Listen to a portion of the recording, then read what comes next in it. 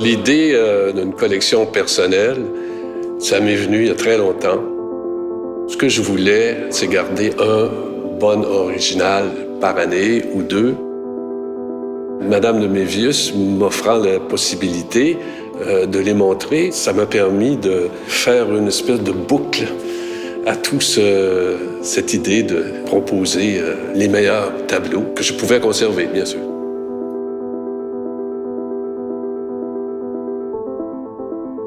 Dans mes tableaux, c'est à la fois le caractère physique et en même temps l'expérience de la matière.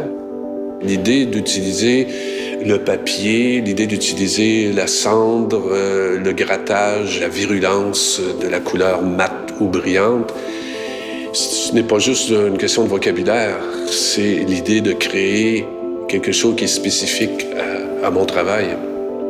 Le choix de l'abstraction, au départ, était l'idée de ramener l'expérience picturale à la réalité de l'objet, à la réalité des sensations, des couleurs, des formes et même du toucher. Ma peinture n'a plus jamais été la même à partir du moment où j'ai dessiné, gravé, déchiré, recollé d'une façon totalement libre. J'ai toujours cherché à remettre en question le processus de travail et le processus de pensée.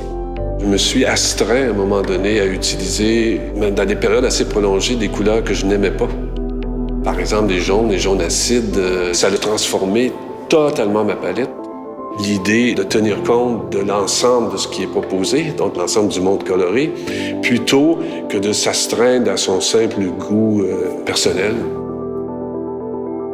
Si j'avais pas été artiste peintre, j'aurais probablement été brocanteur. Je me limite beaucoup dans les objets que j'accumule. C'est plutôt l'importance qu'ils ont quand je les trouve. Et souvent, ça prend des années avant que l'objet soit terminé ou intégré, même dans le 2 dimensions.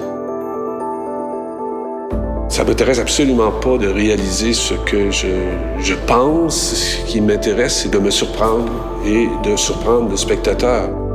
Il n'y a pas de repos initial dans l'œuvre. Il y a plutôt une grosse partie de travail de la part du spectateur. Donc, je veux l'amener dans mes propres difficultés, si on peut dire. Montrer le travail tel qu'il est ici, c'est un peu un rêve pour moi. C'est une proposition d'une vie. Tout coïncide. Le lieu, les gens, la proposition d'un catalogue, de textes, c'est magique. C'est un bel automne, disons, ça s'annonce assez excitant.